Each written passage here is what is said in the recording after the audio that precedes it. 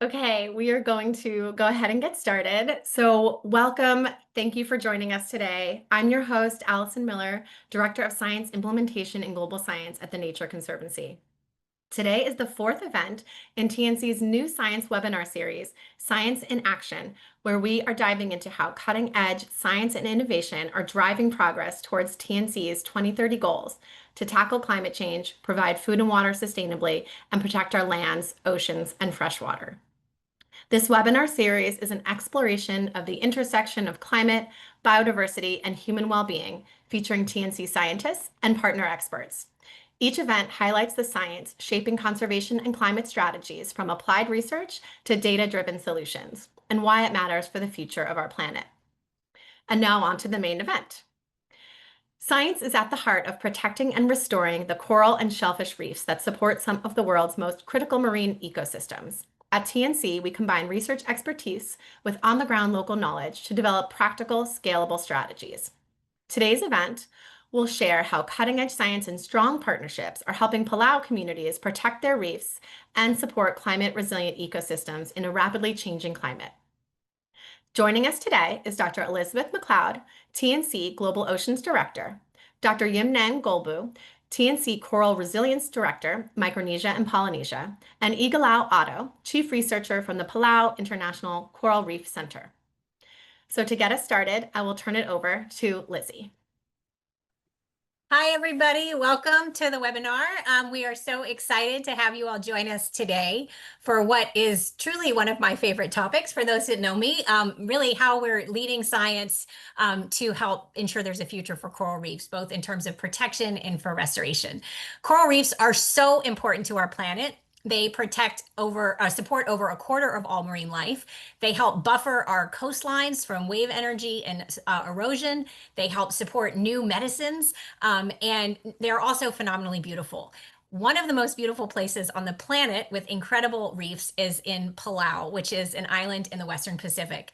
And I'm so excited that today we have two champions, coral reef scientists from Palau, and we're going to hear more about how they are leading conservation solutions there to not just change the future of the reefs in Palau, but also create science that's impacting reefs in other geographies as well. So I am super excited to introduce two global experts, Yimnang Golbuu and Ikelau Otto, to please come off video and join us today. And we are now going to turn it over to the main event, which is really hearing from them and hearing about their expertise and their experiences. So first, I'd love to start with you, Yim. I do a little bit of background. I've known Yim for about 20 years, and Yim knows that Palau is one of my favorite places on the planet to be. And so he and I go back a long way, but I have not actually asked him this question in our long history. So I'm excited to hear, Yim, how did you actually get started in coral reef conservation, and what brought you to the Nature Conservancy? Hey, Lizzie, thank you. And hello, everyone. I grew up in Palau. And so as a young boy, we were swimming in the waters, enjoying the coral reefs. And I always felt that they're there and they're always going to be there for us to enjoy. Over the years, I started to see changes. The places that I was swimming in and enjoying were starting to change. And then I heard this amazing talk about coral reproduction and coral settlement by a professor at that time was at the University of Guam. And I said, corals are these amazing animals. They're just not these rocks in the ocean. And so from then I started to be interested in coral reef, and I said, this is something that I would like to study and to learn more and to help conserve. So that's how I started in coral reef and my interest in coral reef and working in coral reefs. TNC started in Micronesia about 30 years ago, and a few years later, that's when I started my career in conservation. And over the years, I saw how TNC has been involved in many of the major conservation achievements in Micronesia, in Palau, in Micronesia, the Micronesia Challenge, the Protected Areas Network. And then I met amazing people from the Nature Conservancy. I met Lizzie, I met Ratsam, and these people that were talking about these special places and So I've always admired, I've worked with the Nature Conservancy, and I've always admired the work that they do and how they really partner with local organizations and contribute to conservation efforts locally. And so after many, many years at the Palau International Coral Reef Center, I said, I would like to do something different and join an organization and still be able to do the things that I love, but have a wider impact to work across Micronesia. So that's how I ended up at TNC, and I'm really happy to be in TNC and continue to support conservation efforts in Palau and across the region.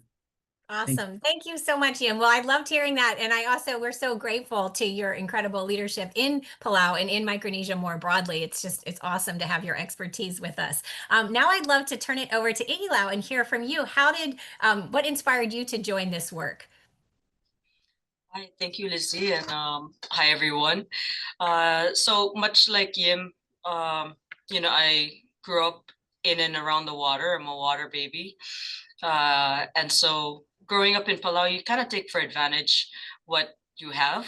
And it wasn't really until when I went to school in Hawaii and traveling around the world that, I noticed changes and differences in different places. And I was able to really appreciate what we have in Palau.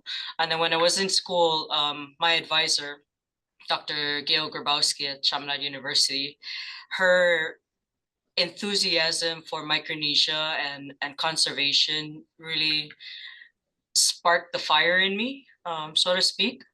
And so I really dove into. She was actually the reason why I got into the degree, and really looked at the changes that are happening around the Pacific. And then I was able to come back to Palau and noticed and really appreciated the beauty that we have here, and noticing the changes over time.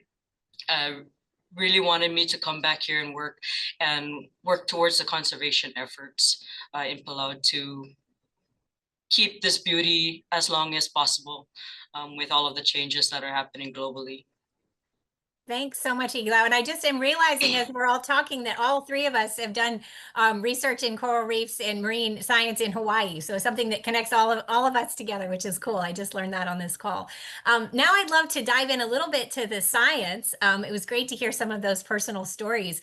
We'll start maybe with you, Yim. Can you talk a little bit about some of the challenges that coral reefs are facing, and then also why you care so much about protecting these important ecosystems? Yeah, so over the years, we're starting to see slowly how coral reef ecosystems are degrading, and there are many causes. Some are local, like overfishing, sedimentation, but there's also like global impacts that are much harder to deal with. The increase in temperatures lead to coral bleaching, where you have like this mass bleaching event and mass mortality, the storm, the typhoons, and those weather events that destroy a lot of coral reefs. Last time we had a super typhoon hit Palau, 60% of our reefs were destroyed. And we're seeing that these things are happening more often, and less recovery times in between these events. So this is a concern, as Ikelau mentioned and I mentioned when we were growing up and enjoying the resources. This is not just us, but people in Palau and people in the islands and people living around coral reef. And coral reefs provide these important services, resources that we depend on. And so we're very concerned about that, and that's why we feel that we have to work to try to address these issues that we are facing. Unfortunately, while sometimes we feel that there's nothing we can do, we're finding out that there are things that we can do. And we'll talk about that more later, but that there are corals that are stronger, that we can use that information to help us as we work to ensure that coral reefs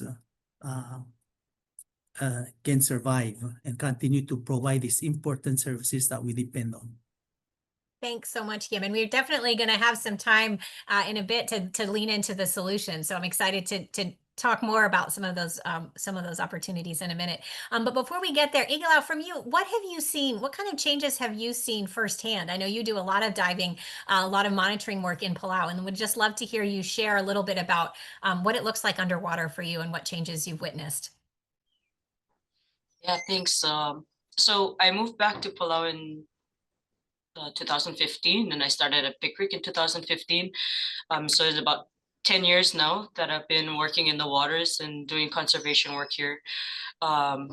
Much like what Yim had mentioned, I think a couple of the biggest things that I've noticed was the destruction that occurred during the 2 super typhoons that hit us back to back and destroyed much of our reefs. But what was amazing is in that time, so those typhoons hit in 2012 and 2013, I've also been able to see the recovery of the reefs from that destruction. So that's really cool for me to be able to see the changes, as well as the bleaching events. So one of the things that I work with closely is the coral bleaching monitoring that we do. And it's happening a lot more frequently these days. And then just one other thing that I've noticed is just the seagrass decline. As I remember when I first started at PICRC, we went and did a seagrass monitoring at one of our marine protected areas. And we were looking for sea urchins, and it was just a beautiful meadow of seagrass. And in order to count them, you really literally had to throw them outside of your transit because they were just so many that you couldn't recount, try to avoid repeating your count. But going back to that site again today, there's almost no seagrass there, and no inverts there in association. So those are the changes that I've noticed, and working in our efforts to try and see what's causing it, and how we can prevent it or create recovery for these very delicate ecosystems, because everything is connected in Palau, from the ridge to the reef, and everything has an impact. So yeah, those are some of the changes that I've seen in the last 10 years that I've been working in this field in Palau. Thanks for sharing that. And I'd love just a follow-up question too, Ikelau, on that. I think not everybody is a scuba diver and maybe has an opportunity to go underwater and see a bleached reef. Could you just share a little bit about what it looks like when you go underwater after a heat stress event? What are you looking at? What do you see in front of you when you put your mask on and go underwater? In Palau, I mean, there's a couple, you can dive in and it looks absolutely untouched. Beautiful corals, vibrant colors, lots of fish. And then there are some sites that you just dive in and everything is white. Yeah, everything is white or yellowish, because then they're starting to die, depending on when you go see them. You're trying to look for recovery. So if they're starting to get their colors back, the algae that lives within them, or if you're seeing algae growth. So some of the things that you see, it varies depending on sites, and I think that goes towards the effort of the coral restoration work that we're doing here in Palau, to try and identify, what corals are more resilient to these types of temperatures, and trying to help spread those types out around Palau. Awesome. Well, that's a great segue into the next part of our conversation, which is really how we're leading into solutions. And so I know you mentioned the Palau International Coral Reef Center. You're represented on your shirt as well. Brandon, has really been leading coral conservation and coral science globally, not just as a regional hub of expertise. So I'd love to take a minute, Ikelau, for you to just share. Can you share some specific examples of the types of solutions and research that you all are leading to help support a future for corals at PICRC? Yeah, so there's quite a number of different work that we're doing here at the center. One of the main things is looking at resilient corals, that when we go through heat stress events, so bleaching events, there are, like I mentioned, areas that don't get as impacted as others. And so one of the work is looking at those types of corals and trying to there's a couple of methods. So one is trying to spawn them and create different generations of that resilient type of corals, and then outplant them to different reefs so that that resilient gene is spread around Palau. And the other one is fragmentation and trying different methods on establishing areas that we can put them down and have them thrive in to help propagate that genetic gene. Awesome. Thank you. And Yim, I wonder if you have any additional things to add. I know you were previously at PICRC, now at TNC, or when I say PICRC, sorry, Palau International Coral Reef Center, for those that may not know the acronym, but we'd love to hear if you have any additional, some of the solutions that we are maybe partnering with the center on through the Nature Conservancy's work too. Yeah, so Palau International Coral Reef Center have this long-term program, the Coral Reef Monitoring Program, that started in 2001, has continued until today. So over the years, they've been able to collect a lot of information on coral reefs. And so that information is helping us as we work toward identifying these refugia, these special areas that seems to do well when during heating events that this area that survive. So we're partnering with Coral Reef Center and supporting them on that, so they can provide this information that we can use to identify refugia or to do how to better design our protected areas. Those kind of information we can get from Coral Reef Center because of their long-term coral reef monitoring program. And Ikelau mentioned this idea that during bleaching event, yeah, we see a lot of corals turning white because they're losing the algae living inside them. But there are some corals that just seems like nothing is happening to them. And these are the heat tolerant corals. And so what we're trying to do and working with the Coral Reef Center and other partners, international partners, is can we identify these corals and not wait until bleaching event? And so working with our partner at Stanford University and with the Palau International Coral Reef Center, we've been able to set up this testing apparatus. Very simple. It's not a complicated, expensive lab testing system, but the results are just as effective.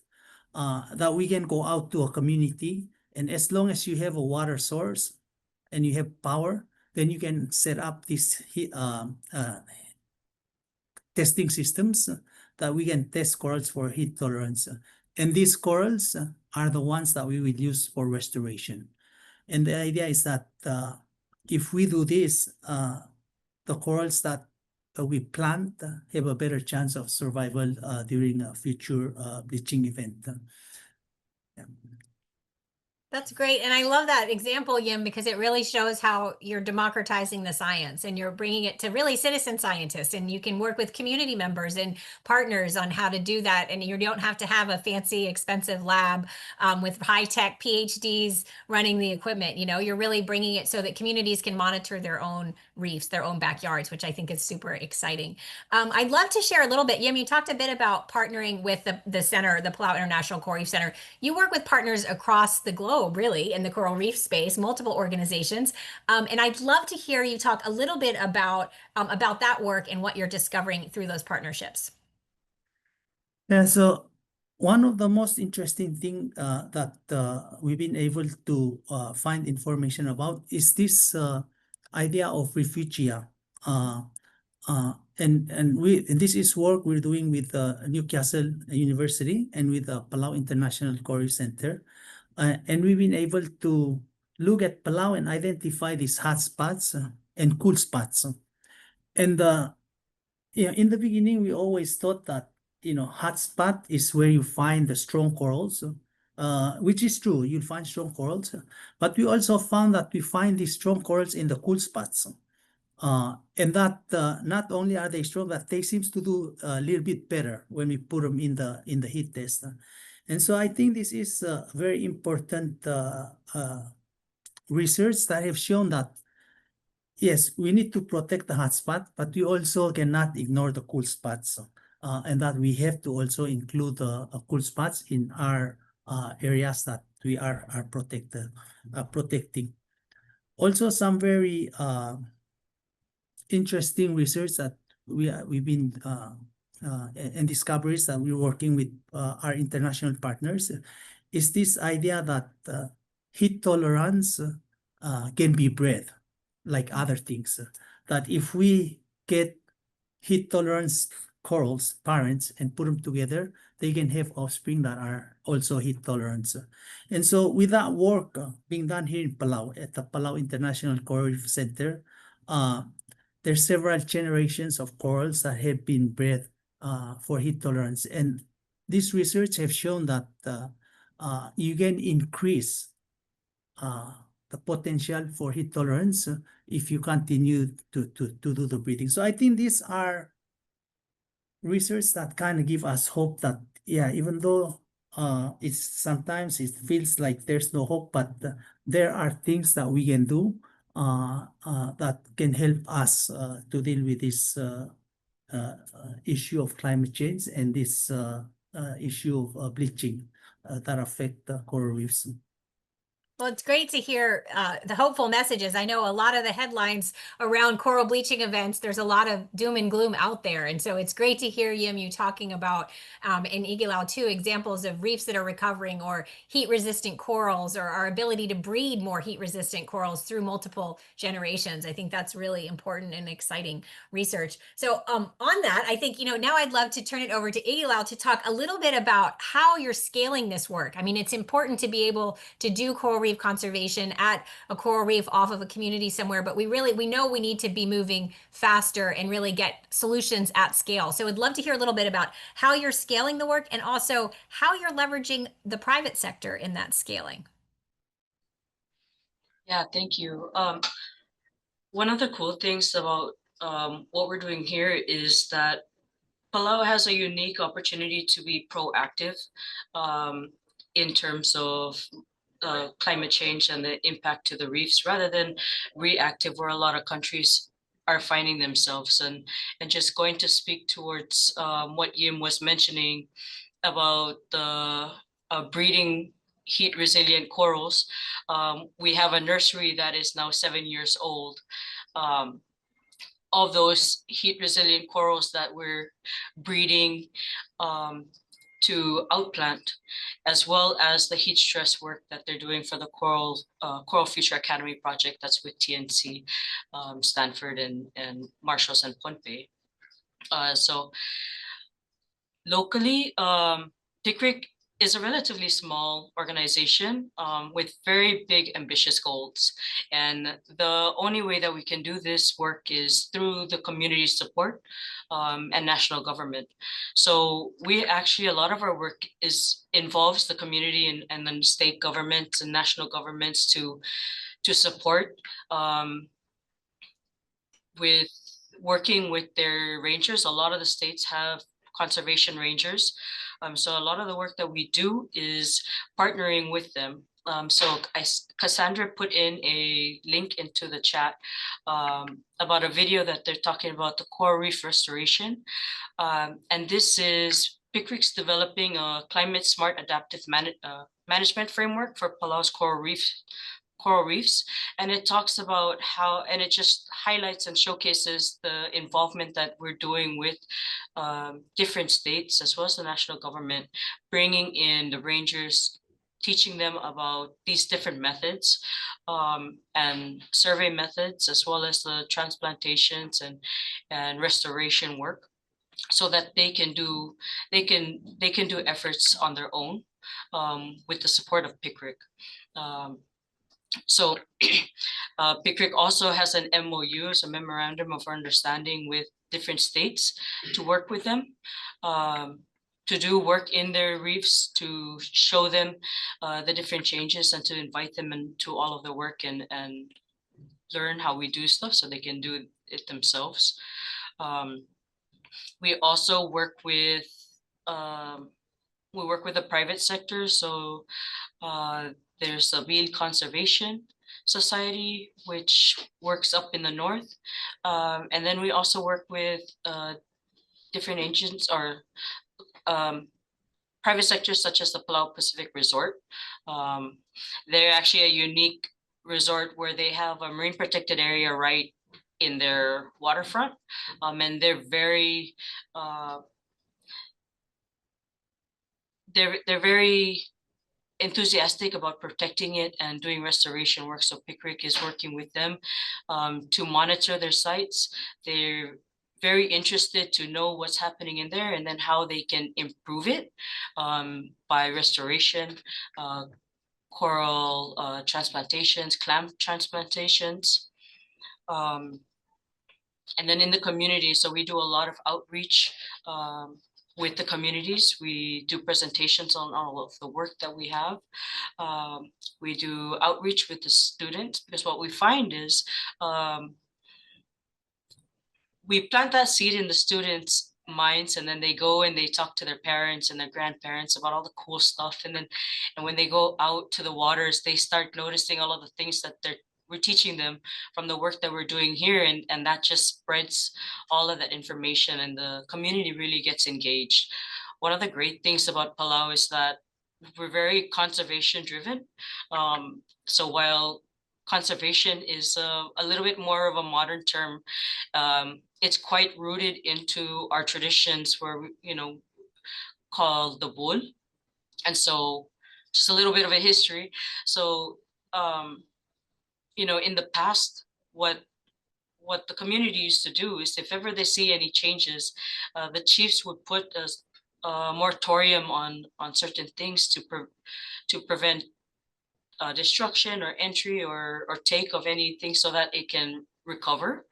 And that, kind of paved the way for the efforts of conservation now, because everybody is already on board, and they're very keen on being engaged in this work. Everybody understands the benefit and the beauty of what we have here, and they're all very, very eager to be part of preserving it for the future. I loved hearing some of that history. That was great to hear that. And I think you shared a number of different examples of scaling. You were talking about the government, you were talking about through youth and getting kiddos involved, and then them inspiring their parents. And you talked about, Palau Pacific Resort and the private sector and the importance of engaging the tourism industry. And we're increasingly seeing that globally, that hotels are coming to us and to other conservation groups, really wanting to set up conservation projects, either offshore restoration projects or supporting local marine protected areas. So I think there's a lot of opportunities there. I think we might be having some connectivity challenges with Yim. I think we might have lost him for the moment. So maybe while we're waiting for him to come back on, I can jump in with another example of scaling, which is our Global Reef Resilience Network. So this is actually one of the Nature Conservancy's longest running global marine projects. It is a reef resilience network that was really established back in when we started to see mass bleaching events, and managers were saying, we don't know what to do. Our reefs are turning white. We're doing all the right things in terms of reducing pollution and sedimentation, overfishing, but we're still seeing impacts from climate change. And so we developed the Reef Resilience Network to really help put science into the hands of practitioners. And so it's a training of trainers model. And we've been doing this for, we just had our 20-year anniversary. We just celebrated at the recent UN Ocean Conference in France. We've trained over 50,000 marine managers, reached over, I think now maybe 90% of the world's reef nations. So it's just a wonderful way to really, again, take science and get it into the hands of frontline managers. So Yim, I know we lost you for a minute. We have you back. So would love to, I just very quickly did a interjection on the Reef Resilience Network. Would love to hear from you on some examples of how we leverage our reef work globally. So over to you. Thanks, Lizzie. Sorry about that. one of the things that I really notice that is a big difference as I move from working in the Coral Reef Center to the Nature Conservancy is this network, and we have Nature Conservancy works all over the world, and we have people that work with corals in Belize, in Hawaii, in California, in Indonesia, all over the world. So we're able to share this information and leverage our network to provide this, to learn and to share from each other. The work that started on coral restoration and heat tolerance started in Palau, but now, in the Marshall Island and in Pohnpei. So we're sharing and expanding regionally here in Micronesia, but using the TNC, the Nature Conservancy Network, we can expand and share and scale our work all around the world. But it's a great opportunity that we have as TNC, and that's why I think this is such a good partnership to work with local organizations like the Coral Reef Center and be able to scale up the work around the world. Awesome. Thanks so much, Yim. Well, I think now we would love to hear from you guys. I know we've been talking at you for a while. You've been hearing some great examples of some of the successes and the solutions, some of the challenges facing reefs, but we'd love to pass it over to Allison to now take some questions from the audience. So over to you, Allison. Great, thank you. We have a couple questions in Q&A, but I do welcome folks to go ahead and drop those in or upvote. In the meantime, I know you touched on at the very beginning the importance of coral reefs, but I wonder if you could talk a little bit more about the importance of coral reefs to the local economy and to local livelihoods. If you could just share a little bit more about that. Yeah, thanks, Allison. In Palau, I think it's about 86%. Well, first of all, Palau, and because of our beautiful coral reef and our beautiful environment, we have a lot of visitors that come to Palau. And these visitors, when they come to Palau, when you ask them, why did you come to Palau? It's like 86% of them say that we came to swim, dive, or snorkel in your coral reefs. And tourism is our number one economy.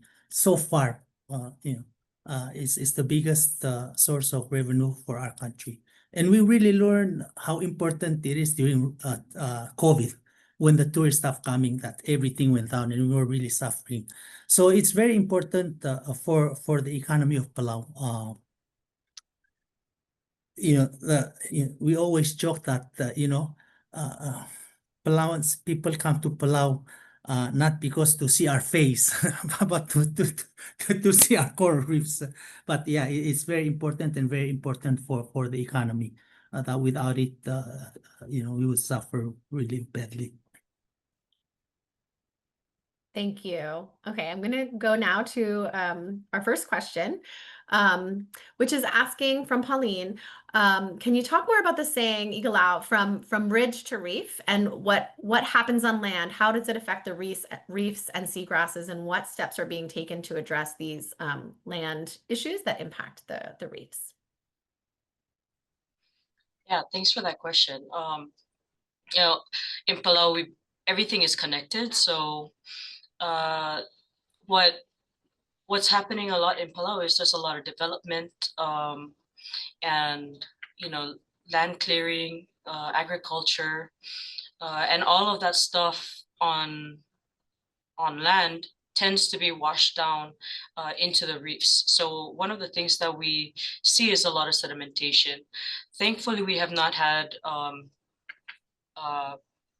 big amounts of eutrophication. So that has been relatively low. So the biggest thing that I believe, you may correct me if I'm wrong, is sedimentation. We have really good networks and understanding of the importance of mangroves in trapping that sedimentation before it runs off. But then, you still get some in the streams, and that's kind of just how they connect into the ocean. So heavy sedimentation, especially from heavy rains like we're experiencing now with our wet season, tends to run off into streams and comes down into the bays, and those tend to smother coral reefs. If they can get trapped relatively close to the land, then that prevents it from impacting the reefs further out. Palau is interesting enough in its structure, where on the east side we have a fringing reef, and on the west side we have a barrier reef. So on the barrier reef, you have a bit more of a lagoon area where things can kind of settle before it impacts a lot of the reefs, whereas on the east side the fringing reefs are relatively close, so they have quite more impact on that. But the Palau government understands the importance of managing land movement and the impact that it has on the reefs. So one of the things is that in any type of work that they do on land, they need to get permits and establish certain mitigations in order to prevent the impacts to the marine environment. Thank you. Okay, I'm going to go to our next question, which is asking specifically about the reef monitoring program. Could you expand a little bit more about what things you measure, what do you observe? Could you talk a little bit more about that monitoring program? Yeah, so Palau, as Yim had mentioned, the Palau International Coral Reef Center opened its doors in 2001. And I guess maybe just a little bit history on PICRC for those who might not know. So in 1998, Palau was heavily impacted by the global bleaching event that happened, and there was no real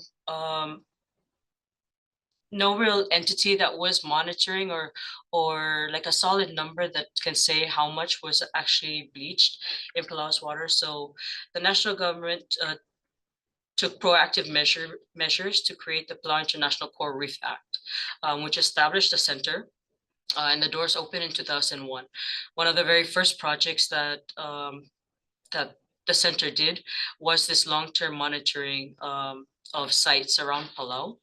And so we look at, so we focus our efforts on commercially important and edible fish species, looking at their abundance as well as the biomass. We look at the edible macroinvertebrates such as clams and sea cucumbers. We look at the benthic community, so coral makeup or substrate makeup, and then coral recruitment in the areas. So I believe we started off with 14 sites or 12 sites back in 2001, and we are now up to 31 sites all around Palau monitoring these.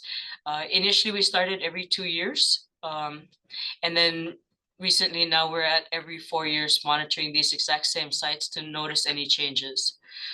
This work was very beneficial to determine the impact of the typhoons and storm damages that have occurred. So we've been able to monitor and track just how badly they got impacted, and then their recovery rate. Maybe just to jump in and add too, I think if the question is more general in terms of coral reef monitoring more broadly, there are also a number of indicators that people look at, like water quality, temperature, things like not just the biological and also the social. And so understanding how people use the reefs, and there's a number of different programs that TNC, our partners, and others do to really look at the socioeconomic indicators as well as the biological ones and the oceanographic, the physical oceanography ones as well. So just wanted to add that in too. Excellent. Thank you both. I'm going to go to Tony's question next, which asks about the percentage of coral that seem to be heat resistant. Do you know what does that percentage look like? And if you replace some species with those heat resistant corals, how does it change the ecology of the reefs, if any?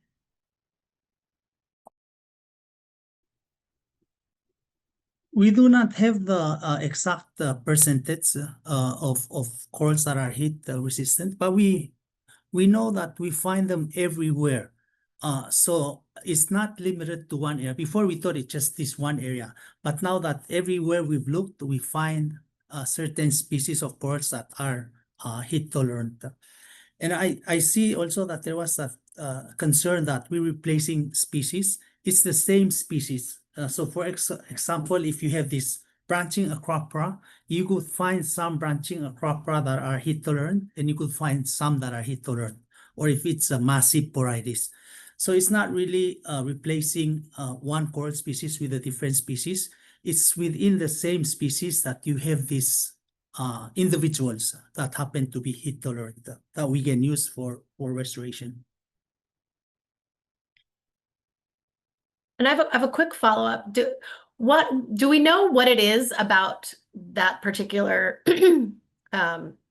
that particular heat tolerant species or subset of the species that makes it heat resistant or tolerant? Yeah, that is the big question, and the complications with that is that it's not one single gene. And so it's several different genes that give corals that heat tolerance. So it's not. I mean, it's not as easy that if you put this in a coral that you'll have heat tolerance. But there is work trying to understand that better, and how do in this breeding work, how do we continue to breed for that heat tolerant trait? One thing, I guess, this is another I think very interesting research that we found out working with our partners is that, there's some work that tests the photosynthetic activity of the corals. And when we did compare that with the heat stress, it's not a good indicator of heat tolerant. It's faster, and a lot of people are doing it. But the work that we have shown, looking at different measures, long-term, short-term, we have found that looking at photosynthetic activity is not a good indicator of heat tolerance, that we have to look at the actual corals, not the algae living inside it. Thank you. And that leads me to another question, which is asking specifically about the algae. Could you talk a little bit about what the relationship of the algae to the coral is, and what it means for the coral reef? Yeah, so I think, and I saw that comment in the chat. I think so we have algae, the big algae that we see on the reef, the fleshy algae. Sometimes they cover the corals. The algae that we're talking about is this small dinoflagellate or zooxanthellae, and they are plants living inside the coral. That's why corals are such amazing animals. You have this plant living inside them that make food for them. Basically, they photosynthesize and make food for the corals, and the corals provide a place for this algae to live. But that's also the problem with bleaching event. When you have high temperatures or other stress, the corals is not happy, or the algae is not happy, and then they get expelled. And so you have the corals turning white. And because the corals is so dependent on the algae for their food, many of the corals would die. And that's why, we call them bleaching. It's like you put like bleach on something, it turns white, and that's why the corals turn white. But yeah, it's this small algae, dinoflagellates, that live inside the coral. It's not the big algae we see on the reef. Thank you. And I have a follow-up question about the specific heat events. How long of a heat event would it take to stimulate like a bleaching event, or how long could they withstand a particular high heat event? And so because corals, they're so the temperature that they live in is a very narrow range, that even a few degrees over that temperature can cause coral to bleach. And the way that that you measure his rate is this heating weeks, and so NOAA have this. I think it's the coral watts that they're able to predict bleaching based on the degree heating weeks. And the higher the degree heating weeks, the more chance of you having a massive bleaching event. Thank you. And we have a question from Joan, which we've been talking mostly about the heat impact of climate change. She's asking about, do rising sea levels impact reefs? And if so, how?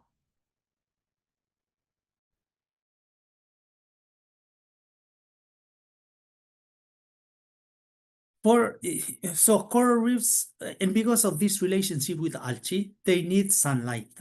And the corals need sunlight for the algae to be able to photosynthesize and make food. So the answer is if it's the water get too deep, not enough sunlight reach the algae. We did some work looking at porites here in Palau, and we found out that up to this time, they've been able to keep up with sea level rise, and they've been able to grow to keep up with sea level rise. But if the projections into the future, then eventually they will not be able to keep up with sea level rise. But I think sea level rise is it's a bigger issue on humans directly because of many of the places around Palau and many islands are just few meters above sea level. And so, which is also why coral reefs are so important because they help buffer the storms and the wave surges that comes from sea level rise. Thank you. Okay, I have one more question here, which is asking about shellfish reefs. Do we have shellfish reefs in Palau? And if so, are there community programs to conserve and or monitor those?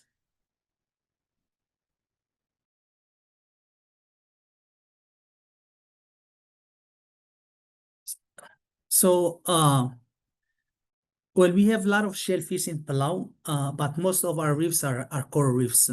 But the shellfish are very valuable, like the giant clams. It's endangered in many places. We still have a lot in Palau, and there's active efforts to try to grow them. And in fact, our Palau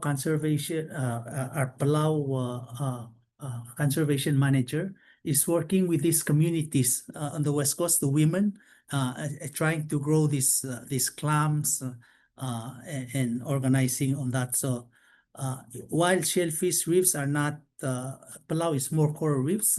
We do have shellfish, and we have working with the community to help bring them back because they're being overfished. Thank you. And I think we're at perfect timing. So we did seem to lose Lizzie. So hopefully she might be able to come back. We have a couple of AV issues today. But now is the time where I would be inviting you each to just provide any final thoughts that you'd like to share. And we'll start, Yim, with you. Go ahead. Thanks, Alison. No, thank you for this opportunity to be able to speak with everyone, enjoy our time together.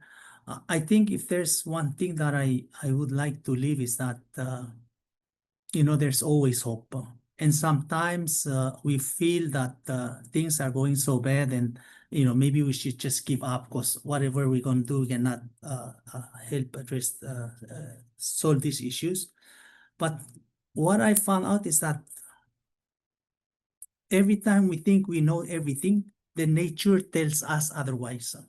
And Lizzie is not on, we've lost Lizzie a little bit, but Ratsal, when I first met him in Palau, and we talked at these special reefs in the basin in Palau. And there was something about these reefs that were very special. And eventually we're learning that the pH in that area pH in that area is in areas where coral reefs are not supposed to grow. The temperatures there is temperature where coral reefs are not supposed to grow. And yet we find these thriving coral reefs there. And so I think it's, we continue to work to study nature, to understand it, and then also to work with our partners and how to share the information and come up with solutions that can help us as we move to the future. Thank you, Yim. Inspirational words, and appreciate that we are continuing to learn. I love that. Ikelau, is there any final thoughts on your mind that you'd like to share? Yeah, kind of hard to follow Yim's inspiration there, but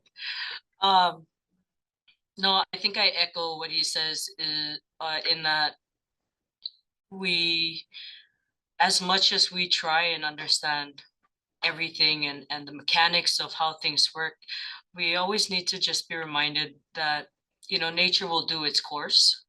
And what we can do is just try our best to assist it. And we do that through our partnerships and our collective efforts. What we learn here, we share with the rest of the region and coral reef countries, and so do they with us. And this partnership is where we will thrive. Because we can't just do it all on our own.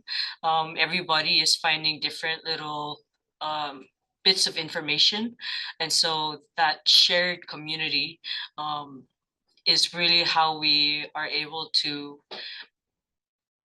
continue the fight for our reefs and our ecosystems. So yeah, we just gotta keep going at it and trust that nature will do its thing and keep the hope.